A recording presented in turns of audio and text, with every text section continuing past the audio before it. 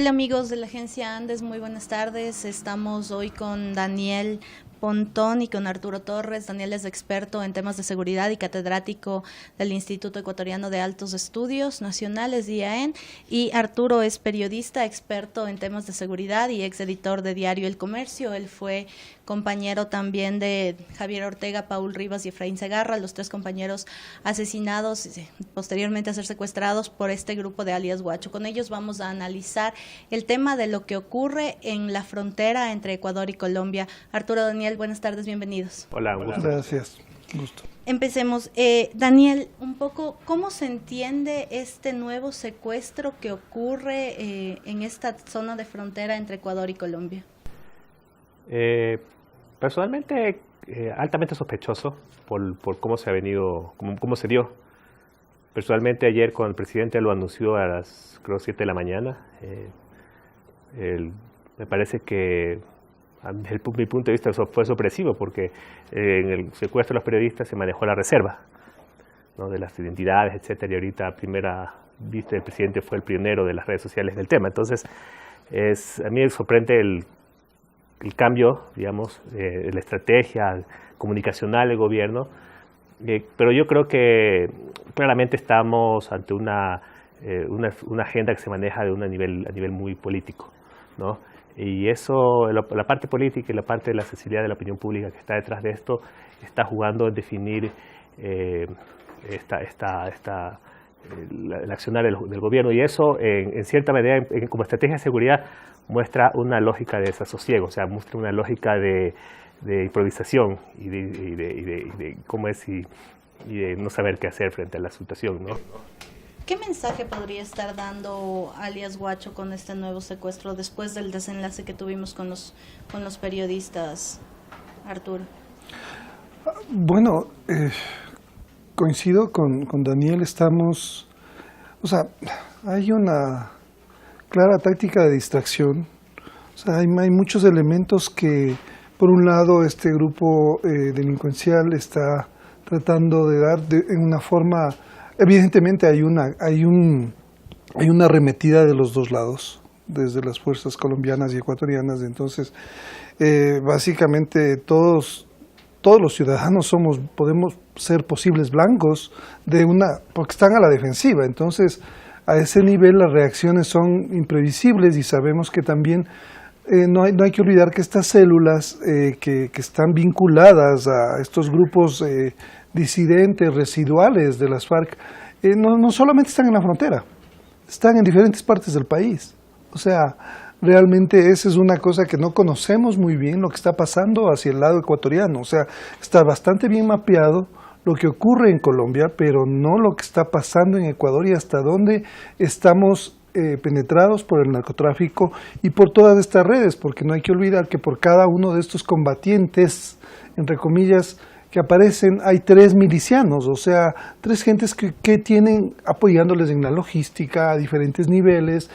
Entonces es un problema mucho más complejo que identificar a Guacho y sus hombres armados, digamos, porque ellos básicamente cumplen un papel dentro de la estructura del narcotráfico, ¿no es cierto?, que es una cadena donde tienes diferentes actores, diferentes niveles de personas que están vinculadas, hablamos de cientos de miles de personas con apoyos en la policía, entre los militares e incluso en el sector político.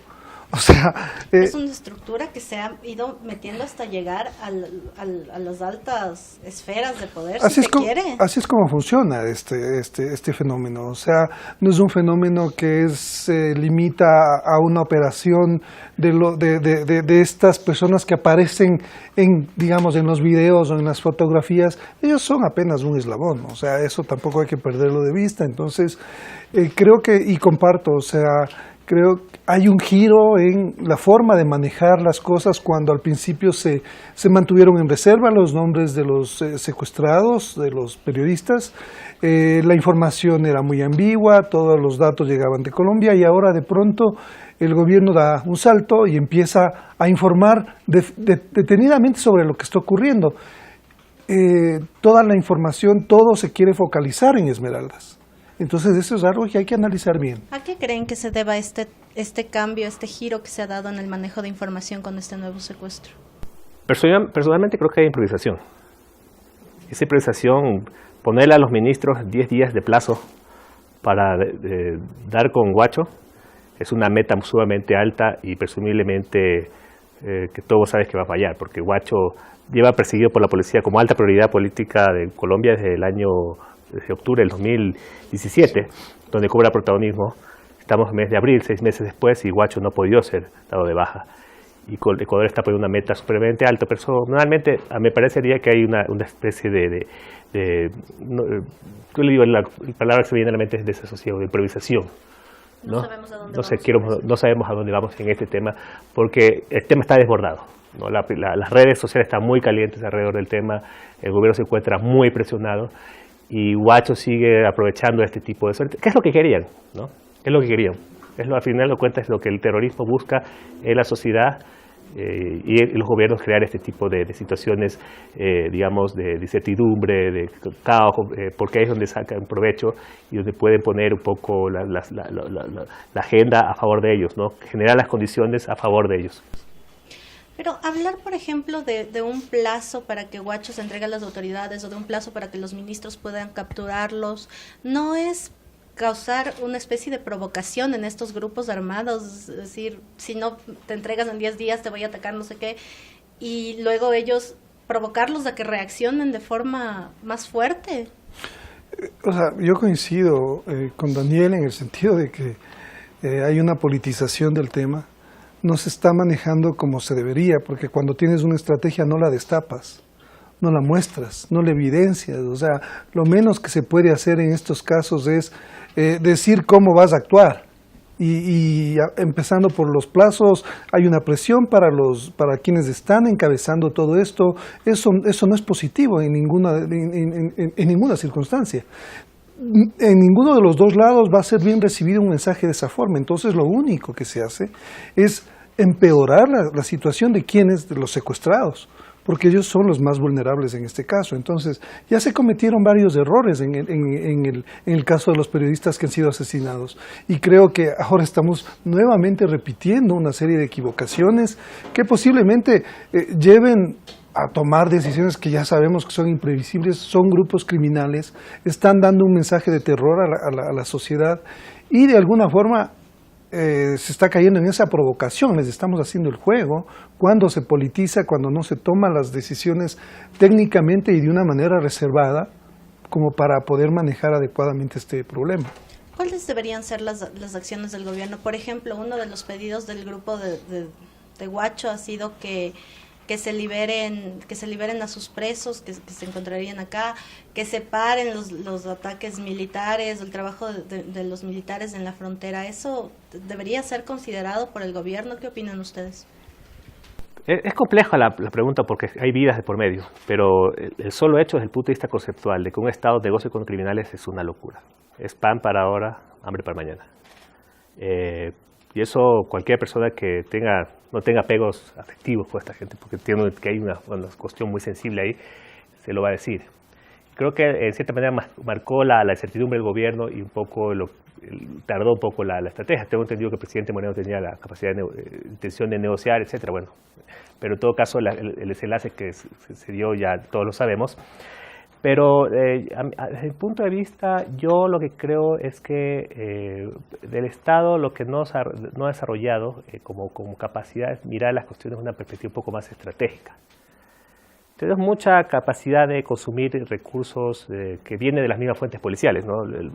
La policía consume las noticias que de la misma policía filtra y sale. Ayer vi un medio de comunicación sobre todo editorial sobre un reportaje sobre el tema de alias Gerald y su vínculo con Guacho. Bueno, lo que hizo fue ir a la Dijín, se nutrió de esa información. Bueno, esa es una visión, eso está, sabemos, creo que falta mapear más en el Ecuador para ver cómo se trae, estoy coincido con Arturo. Pero lo que no tenemos claro es por qué todos los caminos conducen a Guacho.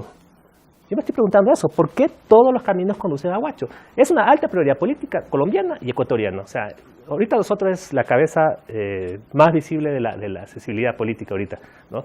Guacho se constituye una especie de triunfo político. Pero ¿quién creó esos caminos para que eso sea así? Desde mi forma de ver, Guacho es un eslabón débil del problema, como le decía Arturo. Huacho, por su forma de operar, tiene bombas de fabricación artesanal, caseras. Secuestrar 2 periodistas en frontera no necesita un gran despliegue logístico y de recursos. Igual a estas 2 personas que tengo entendido son comerciantes. Dios quiera que no sea otra cosa, ¿no?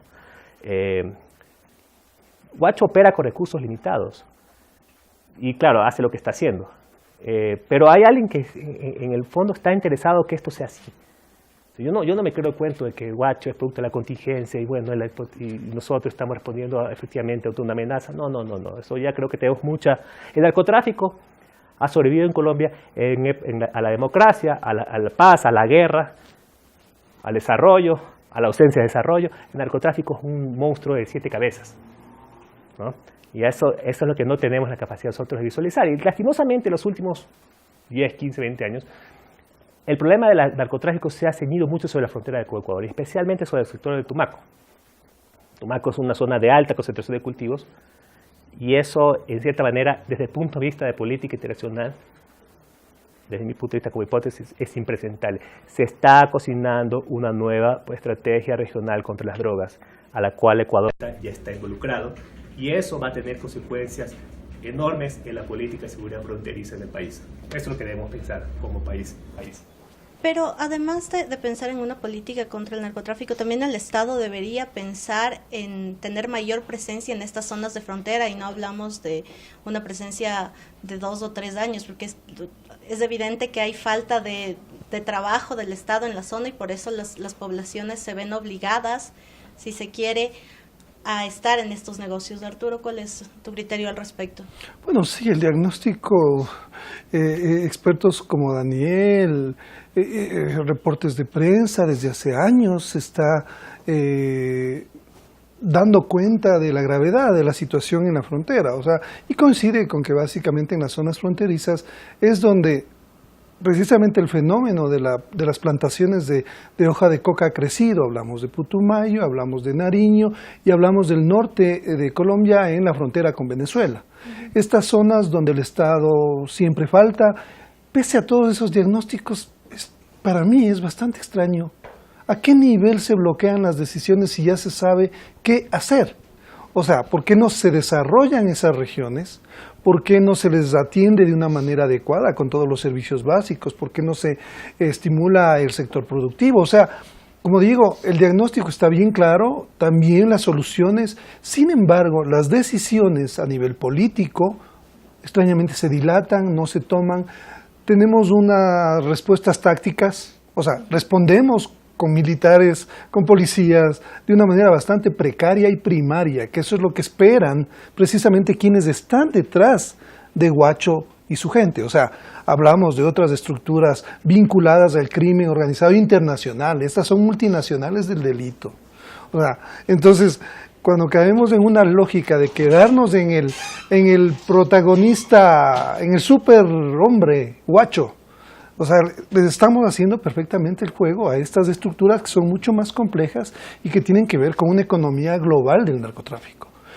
Entonces, esas soluciones, o sea, lo que mencionaba sobre el problema en la frontera, es un problema que está bastante bien mapeado, pero a mí me llama la atención y una de mis hipótesis es que precisamente a nivel político hay estas personas que de una manera periódica o cíclica van asumiendo cargos políticos que no permiten tomar medidas adecuadas para enfrentar este problema en esas zonas donde se da precisamente la más alta producción de hoja de coca.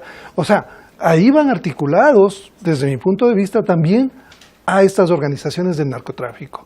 En los 3 países, no olvidemos, Venezuela, Colombia y Ecuador. Entonces, es que hablamos de un poder impresionante que, o sea, el poder económico que tienen estos carteles, o sea, no tiene límites, es mucho más fácil comprar jueces, policías, militares, o sea, todos van a caer en esa sensación, si no por el miedo, por el factor económico. O sea, también en el sector fronterizo es difícil asumir como autoridad si sabes que te pueden pegar un tiro, o sea, claro. Eso también es otra cosa. Entonces, a ese nivel creo que va la complejidad también. Ahora, estos hombres armados de alias Huacho han dicho que ellos no son que ellos no son disidentes de las FARC, que ellos siguen siendo guerrilleros de estas Fuerzas Armadas Revolucionarias de Colombia. ¿Cómo se podría entender eso cuando desde Colombia nos venden la idea de que estas ya no existen desde la firma del acuerdo de paz?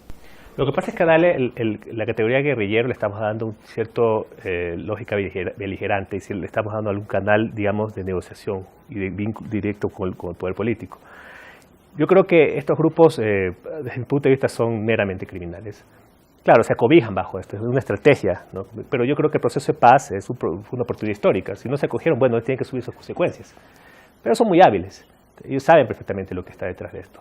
Pero el Estado no puede caer en este juego perverso de saber si son guerrilleros. A mí no me resulta irrelevante si son guerrilleros o si son exparamilitares, al final son narcotraficantes, ¿no?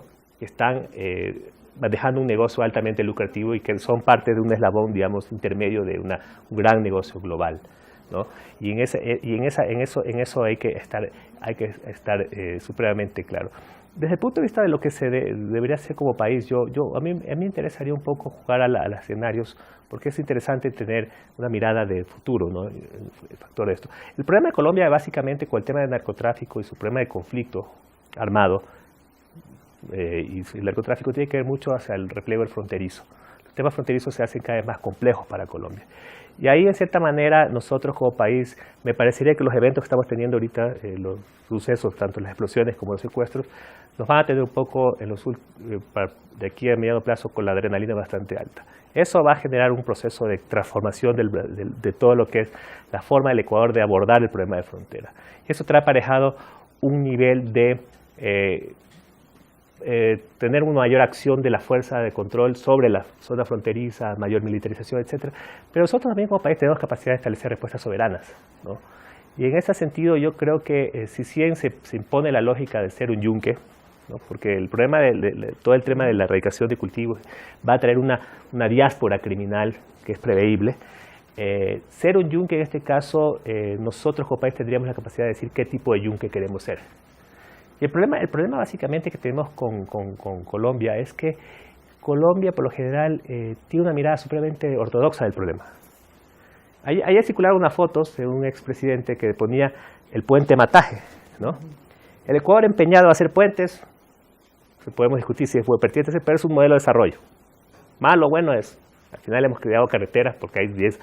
Colombia no había hecho su puente, su parte de la carretera. Eso es claramente una visión gráfica de cómo son los dos modelos de desarrollo fronterizo. Aquí en juego lo que tenemos que pensar básicamente es qué tipo de modelo de desarrollo fronterizo queremos como país, qué tipo de mecanismos diplomáticos y de política podemos apalancar a raíz de este problema como una oportunidad. Yo creo que yo coincido con la apreciación que tuvo un periodista que yo respeto mucho, que es colombiano, que es Ariel Ávila. Él decía, esto debe ser visto como una oportunidad. Yo coincido con eso. Porque los países no solo tenemos que... El hecho de ser un país víctima, decir, bueno, nosotros no miramos el problema, cuida usted de su frontera y por último, y solo me ocupo cuando hay problema, eso es un error táctico y estratégico que tiene el país. Yo creo que la frontera debe ser pensada de una manera mucho más, con mucho más profundidad por parte de la gestión pública, y valga la oportunidad para que eso se dé y que se necesitan hacer los cambios que se necesitan hacer, pues que se deban. Arturo, te pregunto, en el contexto actual, ¿qué debería hacer el gobierno para garantizar la seguridad no solo en la zona de frontera, sino seguridad a nivel global en el país? ¿Qué debería hacer el gobierno? La verdad es que primero debería tener claro qué está enfrentando. Y creo que lastimosamente no hay esas señales de que se tenga la suficiente información como para conocer la complejidad de este problema. Y claro, también tenemos a nivel político una continuidad, porque hay varios funcionarios que vienen del anterior gobierno que no han sabido dar respuestas oportunas ni adecuadas a este problema, que no es de un solo gobierno, también hay que aclararlo, es de varios gobiernos. Ahora, sí es cierto que es un problema complejo que requiere soluciones complejas, que pasan no solamente a nivel de seguridad. Coincido nuevamente con Daniel en el sentido de que hacia dónde nos están llevando. Cuando hay improvisación, lo más seguro, como no tienes brújula, entonces vas y te dejas llevar como una barca sin destino, sin rumbo. Así le siento yo al país en este tema.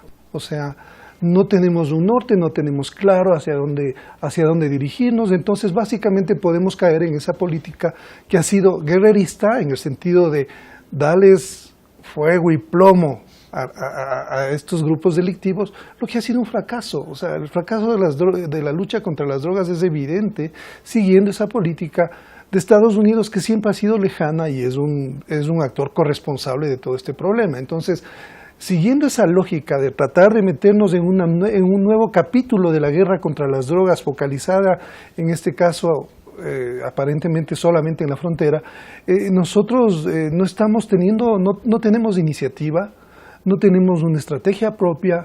Básicamente se oyen las voces, ¿no? Que nuevamente la base de Manta, o sea, cosas que no están estructuradas a un nivel de política global de seguridad. Eso es lo que a mí también me preocupa, o sea, que estamos siendo arrastrados por una lógica que no conocemos muy bien, hacia dónde nos va a llevar y si va finalmente a solucionar este problema tan crítico que ahora afecta a la seguridad de todos los ciudadanos. O sea, todos somos potenciales blancos de estos grupos delictivos. Te pregunto también, Arturo, ¿necesitan los periodistas más garantías para ejercer su trabajo en zonas de frontera?